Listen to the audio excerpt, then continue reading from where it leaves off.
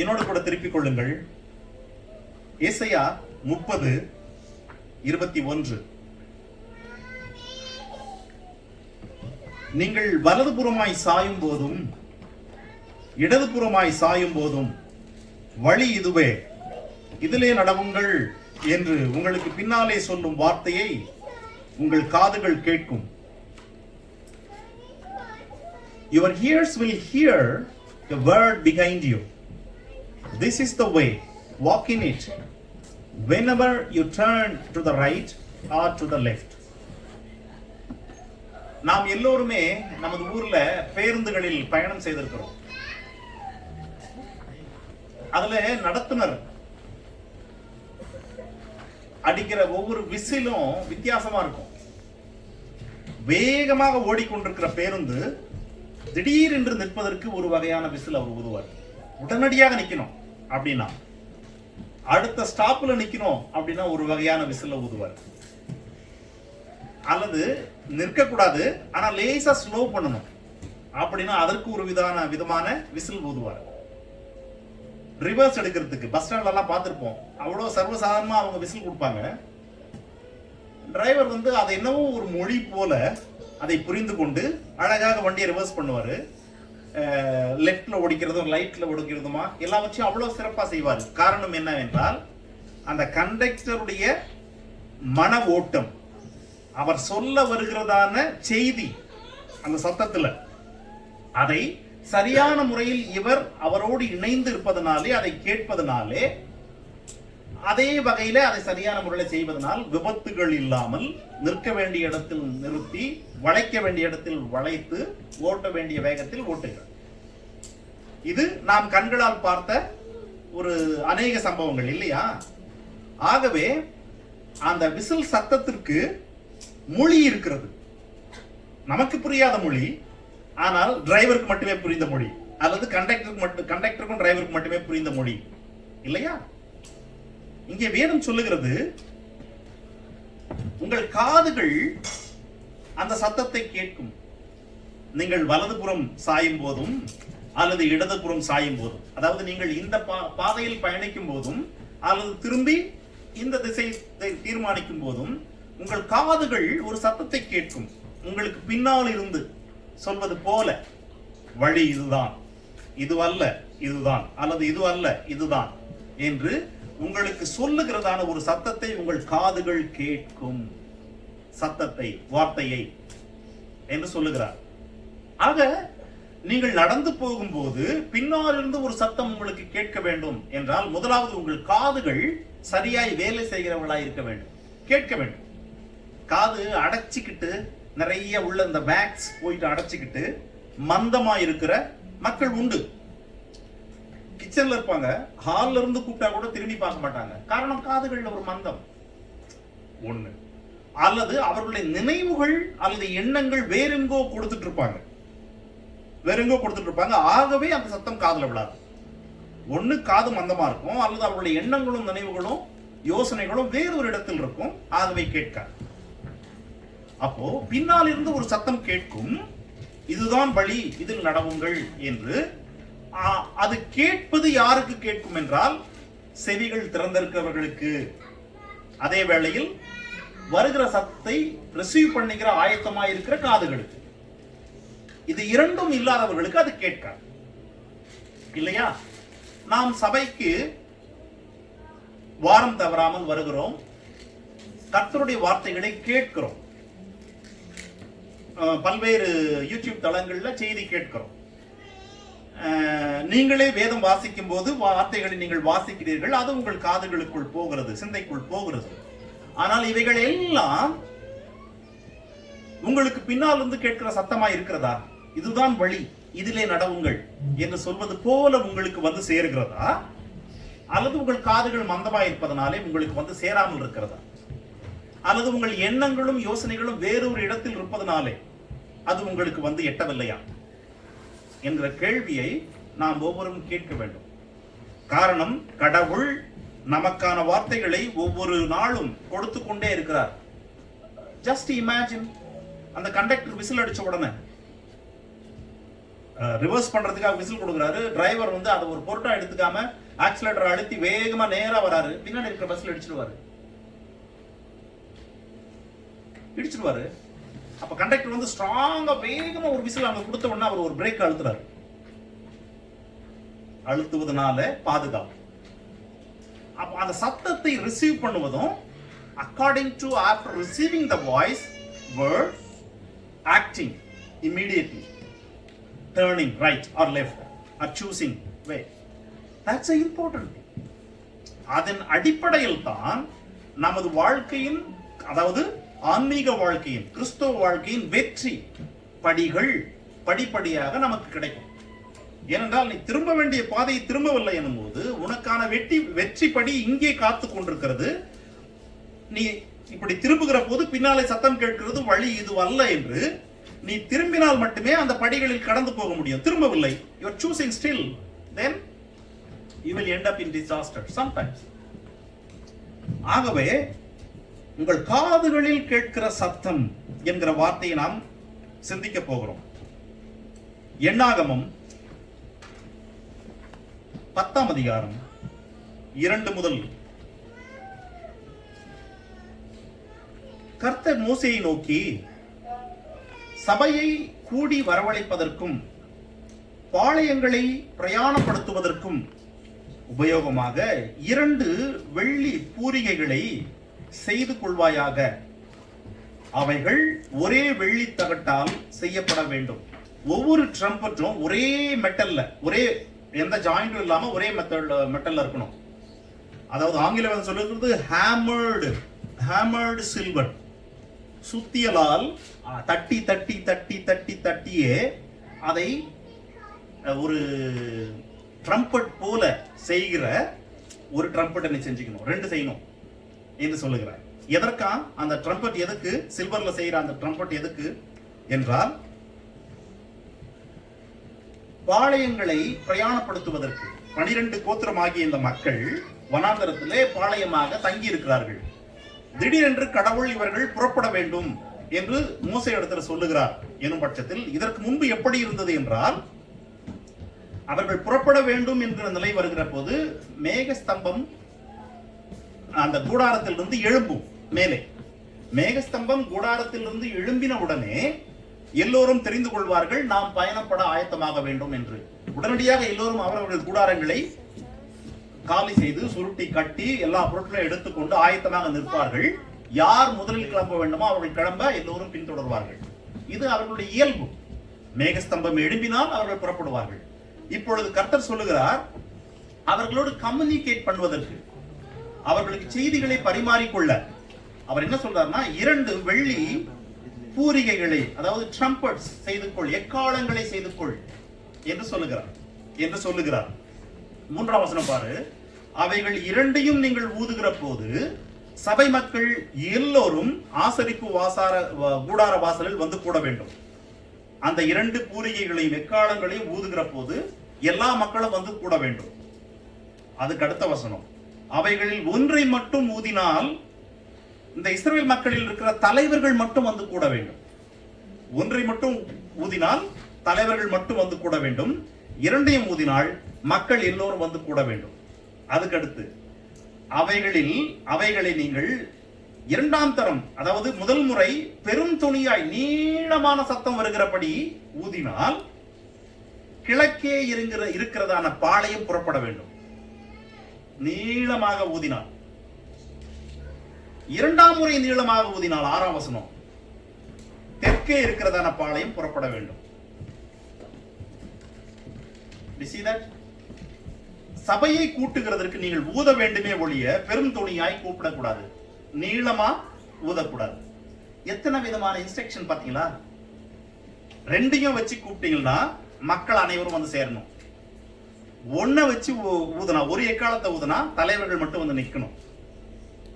பெரும் துணியாய் ஒரு முறை ஊதுனா கிழக்கே இருக்கிற பாளையம் புறப்பட வேண்டும். பெரும் துணியாய் 2ஆம் விசை 2 முறை ஊதிட்டா தெற்கே இருக்கிற பாளையம் புறப்பட வேண்டும். மக்களை கூட்ட வேண்டும் என்றால் ஊத வேண்டும், பெரும் துணியாய் வாசிக்க கூடாது என்று பல்வேறு விதமான காரியங்களை இந்த எக்காலத்தில் மட்டுமே செய்தி கொடுப்பது, எக்காலத்தில் மட்டுமே சத்தம் கொடுப்பது, வேற எதுவும் வார்த்தையே கிடையாது. அதுக்கப்புறம் பாருங்க 9ஆம் வசனம், நீங்கள் யுத்தத்திற்கு போகும்போது இந்த பூரிகைகளை பெருந்துணியாய் ஊத வேண்டும். பெருந்துணியாய் ஊத வேண்டும் யுத்தத்துக்கு போகும்போது. அவங்க கானானுக்குள்ள வந்ததுக்கு அப்புறம் சொல்றாரு அவர். அப்படி ஊதுகிற போது கடவுளுடைய சமூகத்தில் கடவுள் உங்களை நினைவு கூர்ந்து உங்களுக்கு வெற்றி தருவார். அதுக்கடுத்து 10ஆம் வசனம், உங்கள் மகிழ்ச்சியின் நாளிலும் உங்கள் பண்டிகைகளிலும் உங்கள் மாத பிறப்புகளிலும் உங்கள் சர்வாங்க தகன பலிகளிலும் சமாதான பலிகளும் செலுத்தும் போது பூரிகைகளை ஊத வேண்டும். அவைகள் கடவுளுக்கு ஞாபகமாயிருக்கும். ஆக வார்த்தைகள் வழியாக மோசே வழியாக கட்டளைகள் கொடுத்து கொண்டிருந்த கடவுள் திடீரென்று அவர்களுக்கு எக்கால சத்தத்தை கேட்கிற, கவனிக்கிற, கணிக்கிற, அது எதை குறிக்கிறது என்று கணிக்கிற ஒரு வழக்கத்தை கற்றுக் கொடுக்கிறார். ஆக அந்த ஒரு பெரும் கூட்ட மக்கள், 30 லட்சம் மக்கள் இருக்கிற அந்த பெரிய வனாந்தரத்துல ஒரு நாள் காலையில ஒரு எக்காலத்தை ஊதுனா என்ன நடக்கும் சொல்லுங்க? இப்போ தலைவர்கள்லாம் வந்து முன்னாடி நிற்பாங்க. ஆசரிப்பு கூடார வாசல்ல தலைவர்கள்லாம் வந்து நிற்பாங்க. அவங்கவுங்க வீடுகள் எங்கெங்கயோ இருப்பாங்க. அவங்கவுங்க வீடுகள்ல சத்தம் கேட்ட உடனே அவங்கவுங்க பொறுப்பில் இருக்கிற அவங்க ஆயத்தமாகி வந்து கூடார வாசல்ல வந்து சேருவாங்க. It take time maybe one to reach. ஆனா they know message for whom. இது யாருக்கான செய்தி, என்ன செய்தி அவர்களுக்கு தெரியும். அதே நாள் ஒருவேளை காலையிலேயோ அல்லது மாலையிலேயோ 2 எக்காலங்கள் ஒன்றாக ஊதப்பட்டால் என்ன நடக்கும்? எல்லா மக்களுமே அவரவர்கள் வேலையை விட்டுட்டு கூடாரத்துல வந்து எல்லாம் கூடுவாங்க. பெரியவர்கள், மேபி குழந்தைகள்லாம் வர வேண்டியதில்லை, வந்து கூடுவாங்க. திடீரென்று ஒரு நாள் காலையில பெரும் துணையாய் ஒரு எக்காலம் ஊதுறாங்க. உடனடியா கிழக்கில் இருக்கிறவங்க பயணத்தை துவங்குவாங்க. 2ஆம் விசை ஊதுனாங்கன்னா தெற்கில் இருக்கிறவங்க துவங்குவாங்க. இப்படி எதுவுமே சொல்லாம, யாரோடு ஒரு வார்த்தையும் பேசிக்கொள்ளாம இந்த சத்தத்திலேயே அவர்கள் வழிநடத்தப்படுகிறார்கள். இந்த எக்கால சத்தம். அதற்காக கடவுள் அவர்களை இந்த எக்காலத்தை செய்ய சொல்கிறார். ஆக ஒரு ஆலோசனை கூட்டத்திற்கு தலைவர்கள் எல்லோரும் போய் சேர வேண்டும், அல்லது ஒரு பண்டிகை கொண்டாட வேண்டும், அல்லது போருக்கு புறப்பட வேண்டும், அல்லது சபையாய் வந்து கடவுளுக்கு பலிகளை செலுத்த வேண்டும் என்று எதுவா இருந்தாலும் சத்தத்தின் அடிப்படையிலே அவர்கள் கூட வேண்டும். அவர்கள் கேட்கிற சத்தத்தின் அடிப்படையில் அதை கணிக்க அவர்கள் அறிந்திருக்க வேண்டும். லேவியராகமத்தினுடைய 23ஆம் அதிகாரத்துல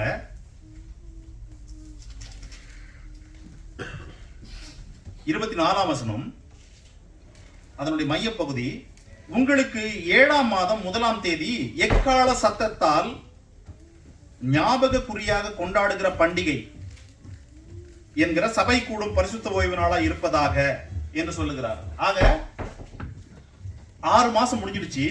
7ஆம் மாதம் காலையில, 7ஆம் மாதத்தினுடைய முதல் நாள் காலையில ஒரு எக்கால சத்தம் ஊதுவாங்க. அந்த சத்தம் 7ஆம் மாதத்தில் வந்தா அவர்களுக்கு தெரியும், இன்றைக்கு ஓய்வு நாள், இன்றைக்கு ஒரு பண்டிகை, எக்கால சத்த பண்டிகை, ஆகவே நாம் ஓய்ந்திருக்க வேண்டும் என்று.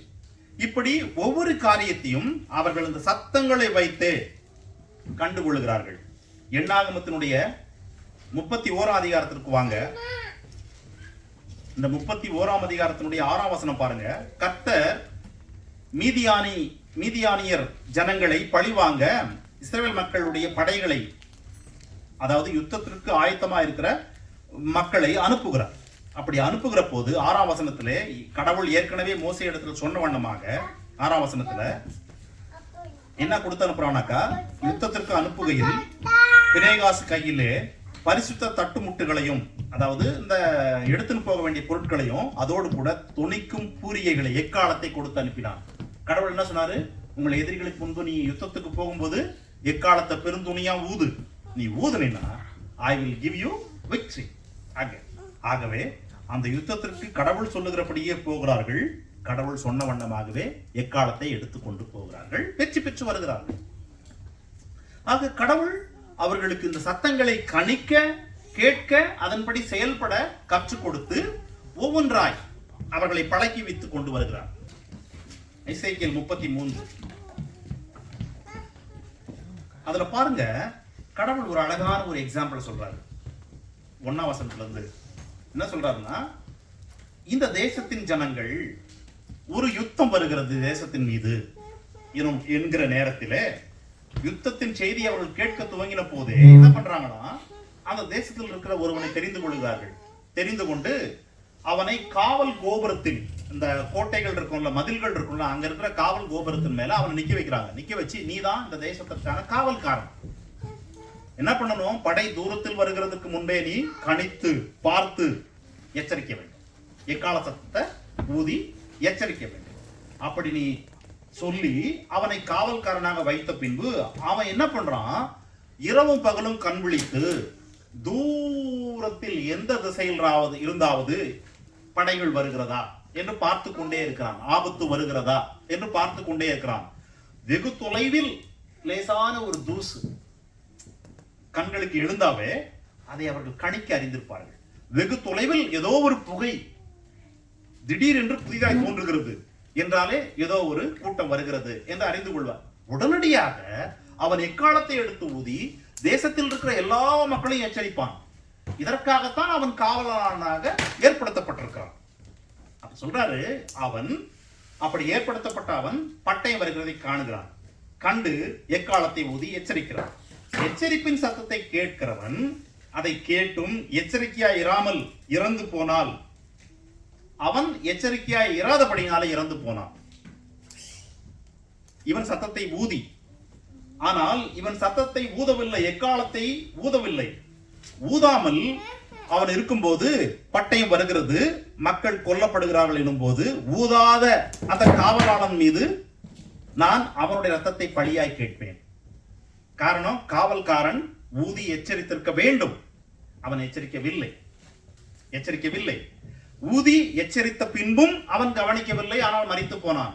ஆகவே கணக்கு உன்னிடத்தில் கேட்க மாட்டேன், அது அவனுடைய ரத்தம், அவனே கீழ்ப்படியாமல் இறந்து போனான். ஆனால் நீ ஊதவில்லை எனும் பட்சத்தில் அவன் இறந்து போனால் அவனுடைய ரத்தத்தை நான் உன்னிடத்தில் படியாய் கேட்பேன் என்று சொல்லி, கடவுள் ஒரு காவல்காரன், ஒரு எக்காலம், எச்சரிக்க வேண்டிய விதம், எச்சரிப்பை கேட்ட மனிதன், கேட்காத மனிதன், அதனால் வருகிற விளைவு என்கிற எல்லா காரியத்தையும் இதில் எழுதி வைத்திருக்கிறார். எழுதி வைத்து விட்டு அவர் 7ஆம் வசனம் சொல்றாரு, எசேக்கியேலை பார்த்து, எசேக்கியேலே, நான் உன்னை இப்பொழுது இஸ்ரவேல் வம்சத்தாருக்கு காவற்காரனாக வைத்திருக்கிறேன்.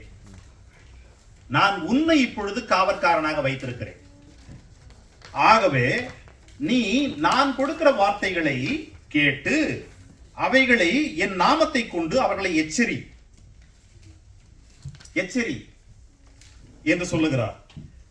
என் நாமத்தை கொண்டு என் கரங்களிலிருந்து நீ வாங்குற வார்த்தைகளை கொண்டு இந்த மக்களை எச்சரி. நீ எச்சரிக்கும் போது துன்மார்க்கன் தன் பாவத்திலிருந்து மனம் திரும்பவில்லை என்றால் அவன் சாவான் என்று நான் சொல்லுகிறேன். நான் சொல்லுகிற அந்த வார்த்தையை கேட்டு நீ எச்சரிக்கும் போது அவன் மனம் திரும்பினால் பிழைப்பான். நான் சொல்லுகிற வார்த்தைகளை கேட்டு அவன் மனம் திரும்பவில்லை என்றால் அவன் சாவான். கணக்கு உன்னிடத்தில் இருக்கும், நீ சொல்லவில்லை எனில், நீ சொல்லி அவன் கேட்கவில்லை எனில் கணக்கு அவனுடையது என்று ரொம்ப தெளிவா கடவுள் எசேக்கியேல் தீர்க்கதரிசிகிட்ட காவல்காரன் வேலையை ஒப்பு கொடுக்கிறார்.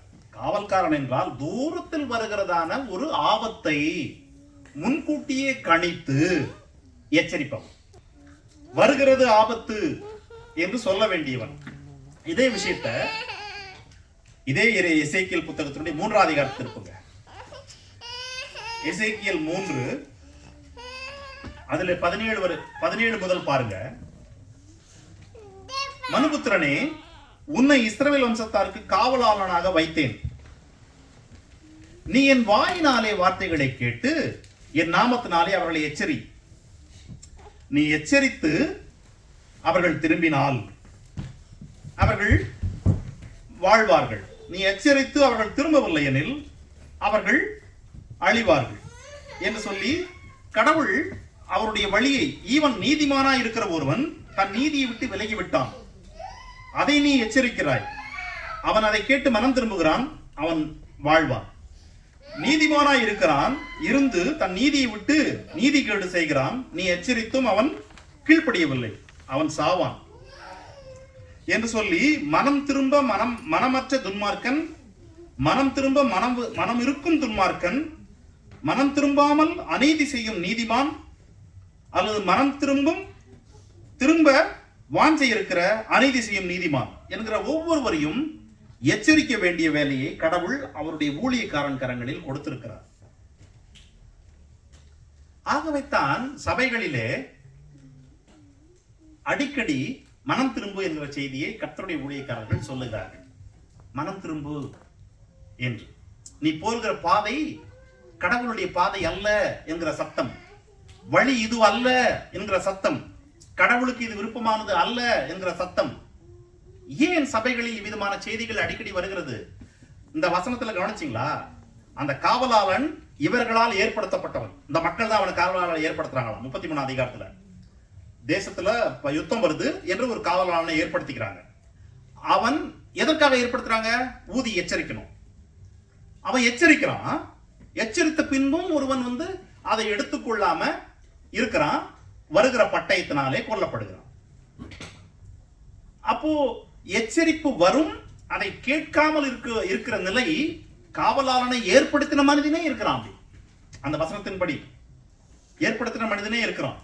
ஆகவே மனிதர்கள் எச்சரிப்புகளை சரியான முறையில் உள்வாங்கிக் கொள்ளாமல் அவர்கள் விருப்பம் போல நடக்க வாழ்க்கையை அமைத்துக் கொள்ள வாஞ்சிக்கிறார்கள். உங்களை சுற்றி இன்றைக்கு இருக்கிற உலகத்தை நீங்கள் கண்ணோக்கி பாருங்கள்.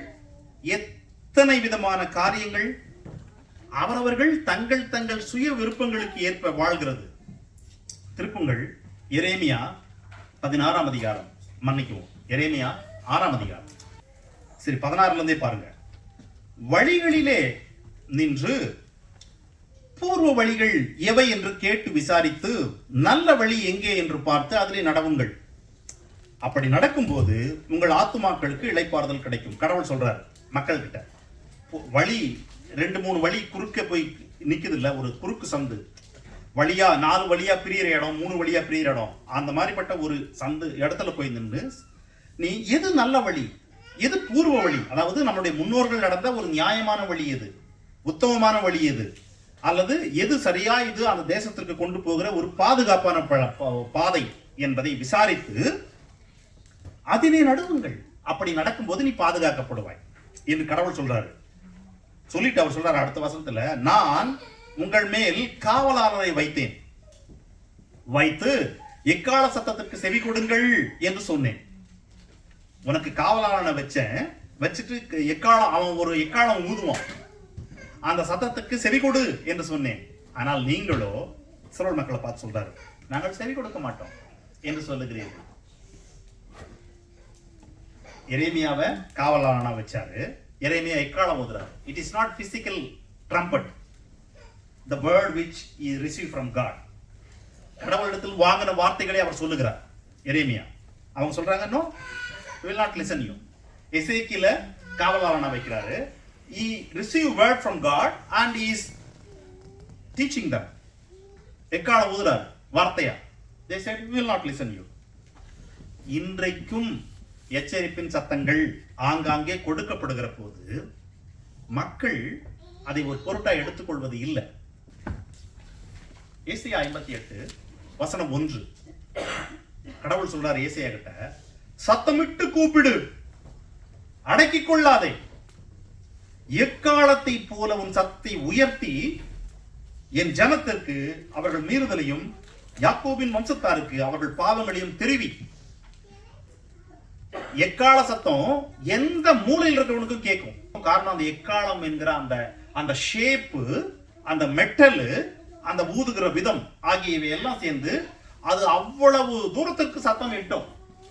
கடவுள் சொல்றாரு, அந்த எக்காலத்தை போல உன் குரலை உயர்த்து, சத்தத்தை உயர்த்தி அவர்கள் மீறுதலை அவர்களுக்கு தெரிவி.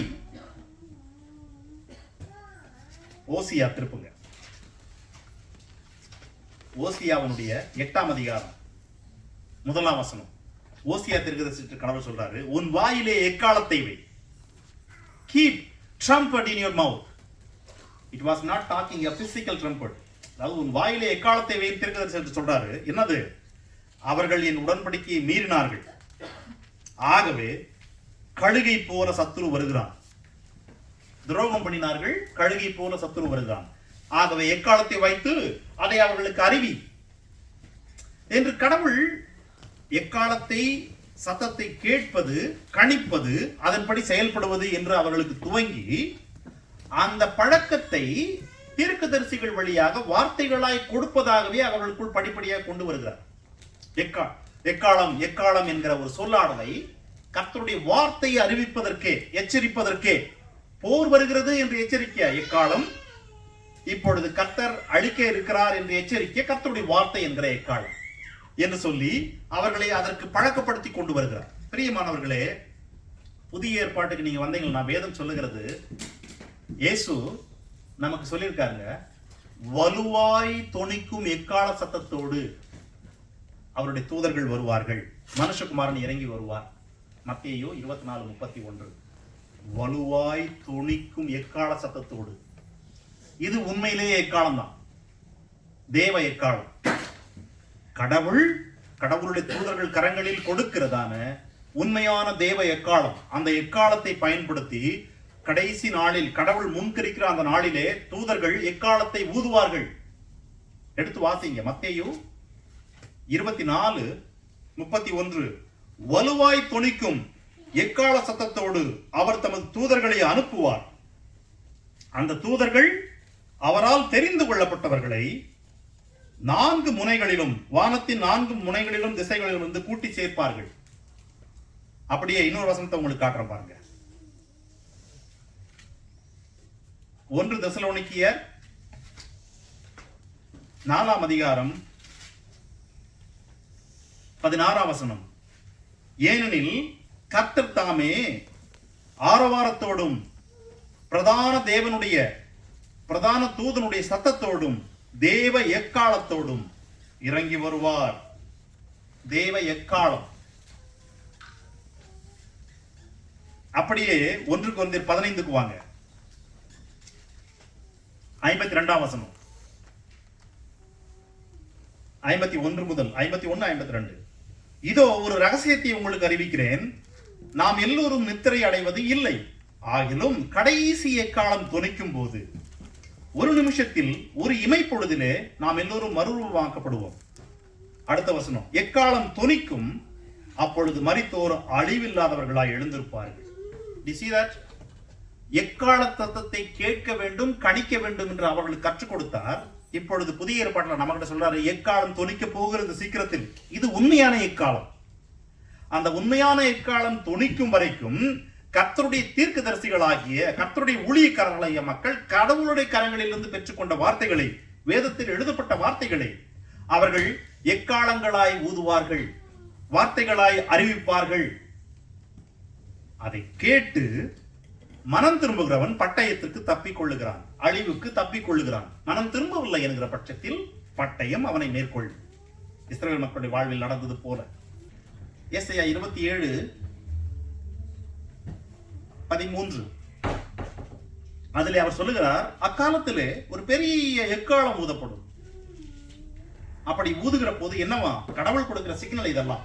என்ன என்றால், இஸ்ரவேல் மக்கள் எந்தெந்த தேசங்களில் சிதறடிக்கப்பட்டிருக்கிறார்களோ, அசீரியா, எகிப்து, அதுக்கு முந்தின வசனத்துல ஆற்றங்கரையின் விளைவு தொடங்கி எகிப்தின் நதி மட்டும் என ஒவ்வொரு இடங்களிலிருந்து ஒவ்வொரு மக்களையும் கடவுள் கூட்டி சேர்த்து எருசலேமிலே அவர்கள் கர்த்தரை பணிந்து கொள்ளும்படி சேர்ப்பார். அவர்கள் அப்படி சேர்க்கப்படுவதற்கும் ஒரு எக்காலம் ஊதப்படுகிறது. சிதறடிக்கப்படுவதற்கு பட்டயத்தினாலே எக்காலம் ஊதப்படுகிறது. மனம் திரும்பு என்று அழைக்க ஒரு எக்காலம் ஊதப்படுகிறது. நீங்க யோவேல் தீர்க்கதரிசனுடைய 2ஆம் அதிகாரத்துடைய முதல் வசனம், 2ஆம் அதிகாரத்துடைய 15ஆம் வசனம், இது ரெண்டையும் பார்த்தீங்கன்னா, மனம் திரும்பு, பரிசுத்த உபவாச நாளை நியமித்துக்கொள், எக்காலத்தை ஊது சீயோனிலே. எதற்கு? அது மனம் திரும்ப. எக்காலத்தை ஊது எதற்கு? படை வருகிறது. எக்காலத்தை ஊத போகிறேன் எதற்கு? உன்னை திரும்ப சேர்க்க போகிறேன் என்கிற எல்லாவற்றுக்குமே கடவுள் இப்பொழுது எக்காலமாகிய கர்த்தருடைய வார்த்தையை வைத்திருக்கிறார். நமக்கும் தெய்வ எக்காலம் ஊத இருக்கிறது என்று வேதம் சொல்லுகிறது. ஆக எக்காலம் ஊத இருக்கிறதற்குள்ளே நாம் என்ன செய்ய வேண்டும்? என்றால் அந்த எக்கால சத்தங்களை கணிக்க அறிந்திருக்க வேண்டும்.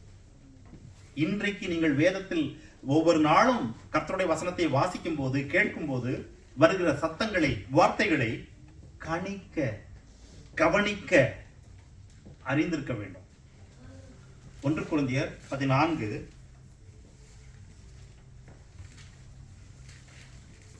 அதுல 7, 8 வசனங்கள் பாருங்க. பவுல் சொல்றாரு, அப்படியே புல்லாங்குழல், சுரமண்டலம் முதலாகிய சத்தமிடுகிற உயிரில்லாத வாத்தியங்கள் தொனிகளில் வித்தியாசம் காட்டாவிட்டால் குழலாலே ஊதப்படுகிறதும் சுரமண்டலத்தாலே வாசிக்கப்படுகிறதும் இன்னது என்று எப்படி தெரியும்? அந்தபடி எக்காலமும் விளங்காத சத்தமிட்டால் எவன் யுத்தத்திற்கு ஆயத்தம் பண்ணுவான்? அப்போ ஒரு எக்காலம் ஊதுகிற சத்தம் விளங்கவில்லை என்றால் யாரும் ஆயத்தமாக மாட்டாங்க யுத்தத்திற்கு என்று எழுதுகிறார். ஆக எக்காலம் சரியான சத்தத்தை கொடுக்க வேண்டும் என்கிற கோணத்தில் இந்த வசனத்தை நாம் எடுத்துக்கொள்கிறோம்.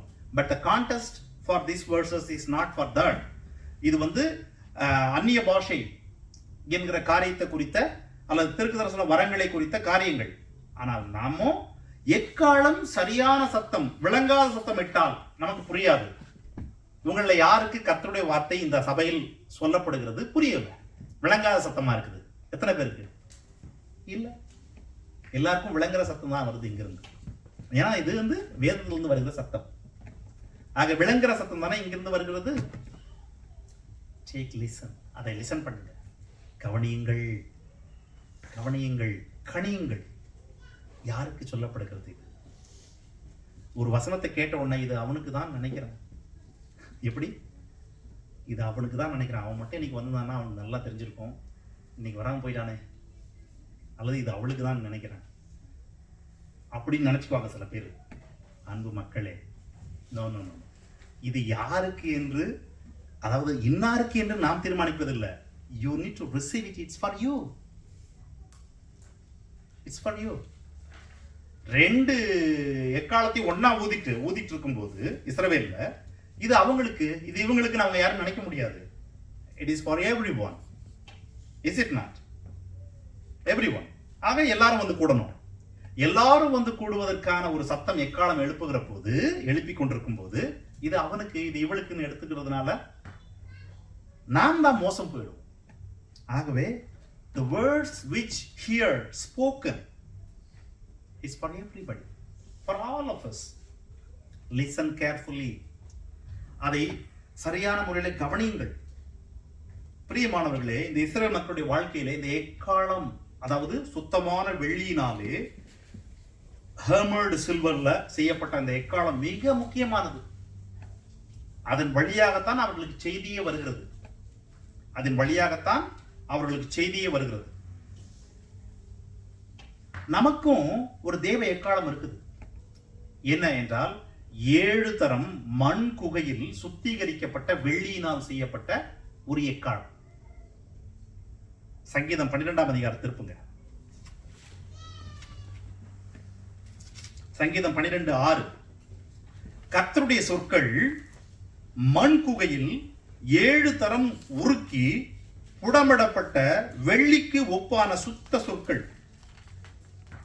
ஒரு ஃபர்னஸ்ல, மண் குகையில், அதாவது நெருப்பு அப்படியே ஹையஸ்ட் டெம்பரேச்சர்ல இருக்கிற ஒரு நெருப்பு இருக்கிற ஃபர்னஸ்குள்ள ஒரு வெட்டி எடுக்கப்பட்ட வெள்ளிய போட்டு அது உருகி அதில் இருக்கிற கழிவுகளை நீக்கி மீண்டும் அதை எடுத்து மீண்டும் அதை போட்டு அப்பொழுது வருகிற கழிவுகள் நீங்கி எடுத்து மீண்டும் போட்டு என்று 7 முறை போட்டு சுத்திகரிக்கப்பட்ட ஒரு வெள்ளி இருக்குல்ல, அதே போல கர்த்தருடைய வார்த்தைகள் சுத்தமான ஒரு வெள்ளி கூப்பான சொற்கள். அந்த சுத்தமான அந்த வார்த்தைகள், இந்த சுத்தமான ஒரு வெள்ளியில தான் அந்த வெக்காலத்தை செய்து ஊதனாங்க. அது அவர்களுக்கு நன்றாக கேட்டது. அதை அவர்கள் கணித்தார்கள், அதன்படி நடந்தார்கள் அவர்கள். இப்பொழுது கர்த்தருடைய வார்த்தை ஒரு சுத்த வெள்ளி கூர்ப்பான சொற்களம். அதை கடவுள் ஏற்படுத்தின காவலாளர்களாகிய கர்த்தருடைய ஊழியக்காரர்கள், தீர்க்கதரிசிகள் அறிவிக்கிறார்கள். கேட்டவர்கள் காப்பாற்றப்பட்டார்கள், செவி கொடுத்தவர்கள் காப்பாற்றப்பட்டார்கள், செவி கொடுக்காதவர்கள் சின்னாபின்னமானார்கள். நமக்கு வரலாறு சொல்லுகிறது, வேதத்தில் வார்த்தைகள் இருக்கிறது. இப்பொழுது இந்த கர்த்தருடைய சுத்த வார்த்தை இருக்குல்ல, அது உங்களுக்கு அறிவிக்கப்படுகிறது. ஒவ்வொரு நாளும் அறிவிக்கப்படுகிறது. எனக்கு வருகிறது, ஒவ்வொரு நாளும் வருகிறது. படிக்கும் போதெல்லாம் உங்களுக்கு வருகிறது, நீங்கள் கேட்கும் போதெல்லாம், நீங்கள் படிக்கும் போதெல்லாம் அந்த சுத்தமான அந்த வெள்ளி இருக்குல்ல, அந்த வார்த்தைகள் என்ன பண்ணுமா? அடுத்த 2 அதிகாரத்துக்கு அப்புறம் வாங்க, 19ஆம் அதிகாரத்துக்கு வாங்க. 19, 11. இந்த 19ஆம் அதிகாரத்தினுடைய 7 முதல் 10 வரைக்குமான வசனங்கள்ல அந்த சுத்தமான வெள்ளியினால் செய்யப்பட்ட கர்த்தருடைய வார்த்தைகளை குறித்து சொல்லுதுங்க. அது சொல்லிட்டு 11 சொல்லுது, அன்றியும் அந்த குணநலன்கள் உள்ள கர்த்தருடைய சொற்களாகிய அந்த வார்த்தைகளினாலே நான் எச்சரிக்கைப்படுகிறேன். அவைகளால் உமது அடியேன் எச்சரிக்கப்படுகிறேன். அப்படி எச்சரிக்கப்படுகிற நான் அந்த வார்த்தைகளை கருத்தோடு கேட்டு கவனமாய் கணித்து அதை கை கொள்ளுகிறதுனால் எனக்கு மிகுந்த பலன் உண்டு. கவனிங்க, அந்த சுத்தமான வெள்ளி வார்த்தைகளினாலே எச்சரிக்கப்படுகிறேன். நீங்கள் எச்சரிக்கப்படுறீங்க, ஒவ்வொரு நாளும் எச்சரிக்கப்படுறீங்க. அப்படி எச்சரிக்கப்படுகிற நீங்கள் அதை கை கொள்வதனால் உங்களுக்கு பலன் உண்டு, உங்களுக்கு பலன் உண்டு என்று வேதம் சொல்லுகிறது. பிரியமானவர்களே, நாம் எங்கே துவங்கினோம் என்றால், நீ வலதுபுறமாக சாயும் போதும் இடதுபுறமாக சாயும் போதும் வழி இதுவே, இதிலே நடவுங்கள் என்று உனக்கு பின்னாலே சொல்லும் ஒரு சத்தம் கேட்கும் என்று கேட்டோம். உங்களுக்கு பின்னாடி ஒரு சத்தம் வருது, உங்களுக்கு கேட்கல. நிறைய பேர் ஏன் கேட்கல என்றால் சத்தத்தை கணிக்க அறியவில்லை என்று நாம் துவங்கினோம். இந்த சத்தத்தை கணிக்க கடவுள் அவர்களுக்கு ஒரு வழிமுறையை ஏற்படுத்தினார். எக்காலத்தை செய்து எது எது எதுக்கு, எப்படி போதுனா எதுக்கு என்று கற்றுக் கொடுத்தார். அதே வண்ணமாக இப்பொழுது நமக்கும் ஒரு எக்காலம் துணிக்கும். அந்த எக்காலம் துணிக்கும் வரைக்கும் நமக்கு கடவுளுடைய ஆலயங்களிலே கர்த்தருடைய தீர்க்கர்கள் மூலமாக, கர்த்தருடைய ஊழியக்காரர்கள் மூலமாக வார்த்தை என்கிறதான சுத்த வெள்ளியினால் செய்யப்பட்ட கர்த்தருடைய வார்த்தைகள் அறிவிக்கப்படுகிறது. அதை நாம் கேட்க வேண்டும், அவைகளினால் எச்சரிப்பு அடைய வேண்டும். அதை கை கொள்வதனால் மிகுந்த பலன் உண்டு என்று நாம் பார்த்து கொண்டிருக்கிறோம். வெளிப்படுத்தின விசேஷம் 1:10 யோவான் சொல்றார் பாருங்க, கர்த்தருடைய நாளில் ஆவிக்குள்ளானேன், அப்பொழுது எனக்கு பின்னாலே எக்கால சத்தம் போன்ற பெரிதான ஒரு சத்தத்தை கேட்டேன். அந்த சத்தம் என்னன்னா, கடவுள் அவரோடு பேசுகிறார். பேசி, நான் அல்பாவும் ஒமேகாவும் முந்தினவரும் பிந்தினவருமா இருக்கிறேன் என்று சொல்லி அவருக்கு அநேக காரியங்களை சொல்லுகிறார். ஆனா the point is, he heard the God's word like a trumpet. ஒரு மிகவும் சத்தமான loud trumpet போல அவர் கேட்டுச்சான். வலதுபுறம் இடதுபுறம் சாயும் போது வழி இதுவே என்கிற சத்தம் வந்து பின்னாடி கேட்கும். அநேகருக்கு கேட்கல இப்போ. ஆனா யோவான் சொல்றாரு, அவருக்கு ட்ரம்பட் போல கேட்டுச்சான் சத்தம். வை, அவருக்கு எப்படி கேட்டுச்சு, ஏன் அப்படி கேட்டுச்சு என்றால், நான் சொன்னேன் முதல்ல, bus conductor and bus driver அவங்க 2 பேரும் அந்த சத்தங்களுக்கு இணைந்து இருக்கிறாங்க. இவர் எழுப்புகிற சத்தம் எதற்கு என்று இவருக்கு தெரியும். அதனுடைய ஒவ்வொரு வளைவுகளும் அவருக்கு தெரியும்.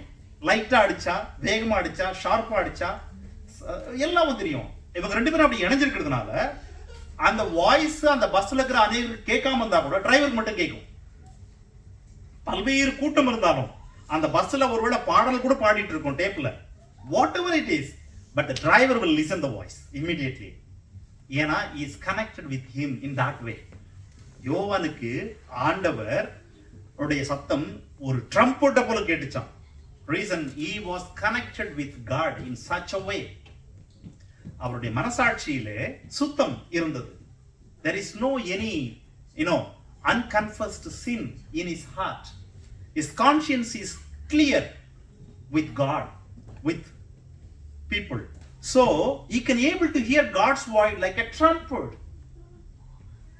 நம்மள அநேகருக்கு கர்த்தருடைய வார்த்தையை கேட்க முடியல. ரீசன், நம்ம காதுகள் மந்தமா இருக்குது, நம்மளுடைய எண்ணங்கள் வேற இடத்துல இருக்குது, நம்மளுடைய மனசாட்சியில் சுத்தம் இல்லை. So I want you to listen God's word like a trumpet.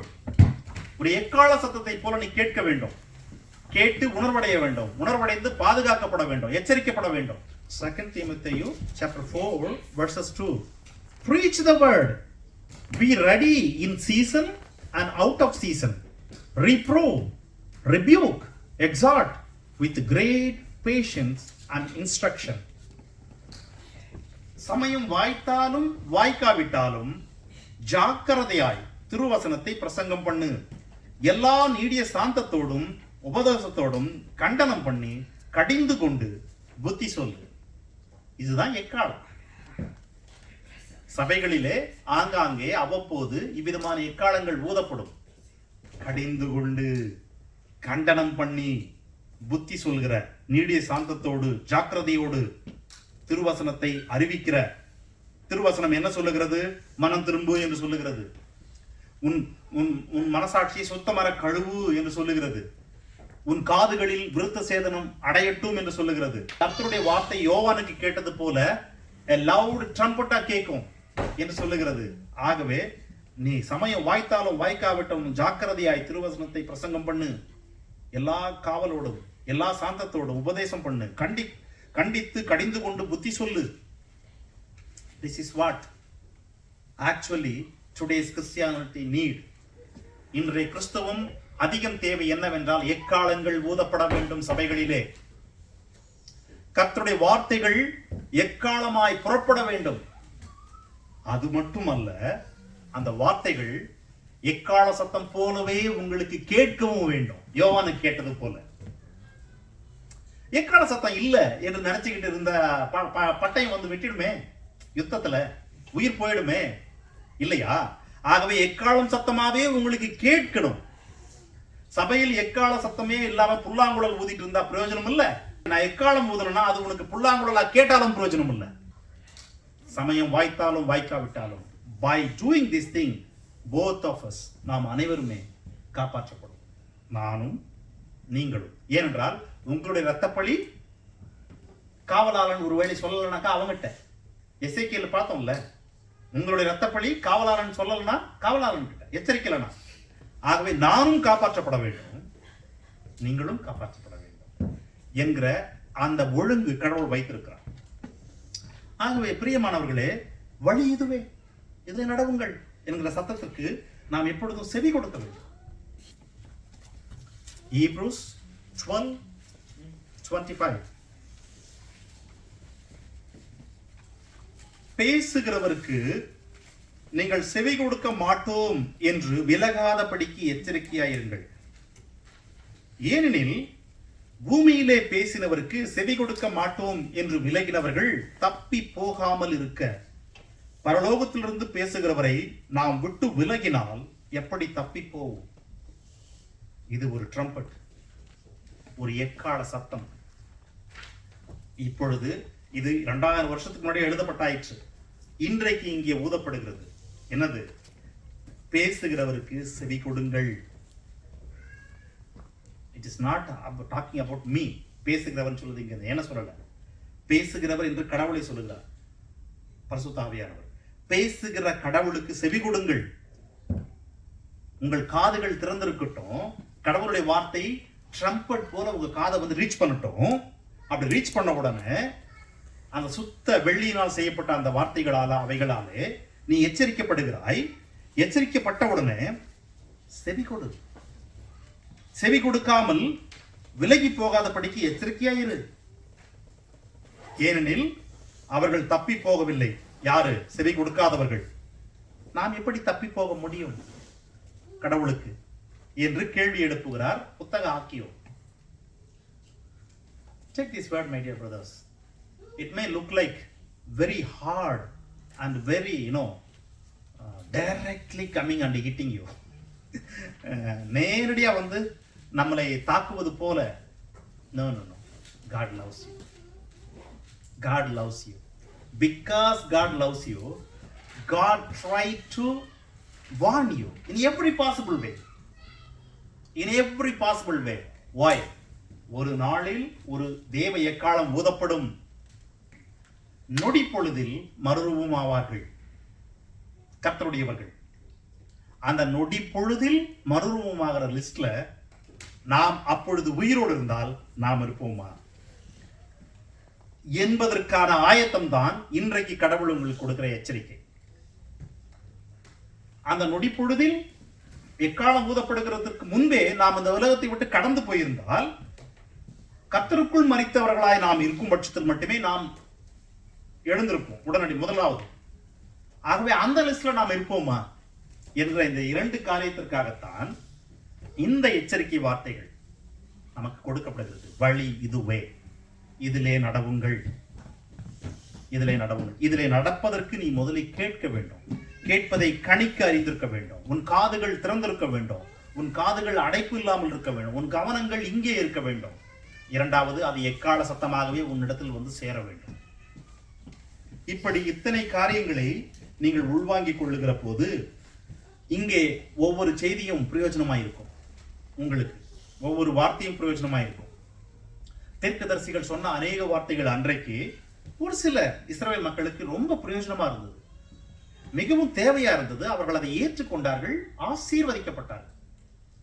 அநேகருக்கு அது பிரியமாயில்லை, அவர்கள் அதை உதறி தள்ளிவிட்டார்கள், அவர்கள் அழிக்கப்பட்டார்கள்.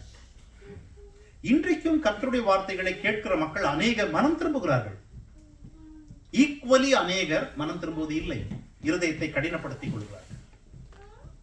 இருதயம் கடினமாக கடினமாக கடினமாக சத்தம் ட்ரம்பட் சத்தம் மாதிரி வந்து கேட்காது. கேட்கவே கேட்காம போயிடும் ஒரு காலத்துல சத்தம். ஏன்னா அந்த வாய்ஸை கணிக்க அறியல நம்ம. ஆகவே அந்த வாய்ஸை கணிக்க அறியணும்.